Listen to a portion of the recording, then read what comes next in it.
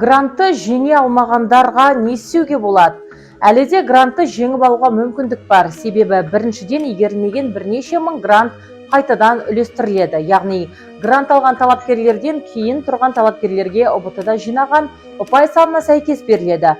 Соны күтуге болады. Екіншіден, әкімдіктердің гранттары бар. Бірнеше мың грант жергілікті бюджеттен бөлінеді. Үшіншіден, Қазақстан халқына қорының гранттары да тағы да бар.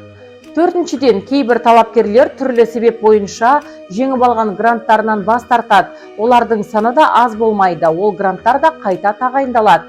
Бесіншіден, тіпті ештеңе болмаса университетке ақылы түрде түсіп, кейін жақсы оқып, GPA жоғары болса, білім алу кезінде босаған бос грантты ұтып алуға да мүмкіндік бар. Алтыншыдан, gap year арқылы 1 жыл дайындалып, қайтадан ұбт тапсырып, грантты жеңіп алуға болады. Жетіншіден, колледжге түсуге болады. Колледжде грант көп, қажетті мамандықтар бойынша колледж бітіргендер нарықта тапшы. Керек болса, кейін әрі қарай жоғарғы оқу орнына түсіп, қысқа мерзімде жоғары білім алып шығуға да болады. Көріп отырғандарыңыздай мүмкіндіктер өте көп. Сол себепті де еш мұңаймаңыздар. Өмірдің барлығы әлі алда.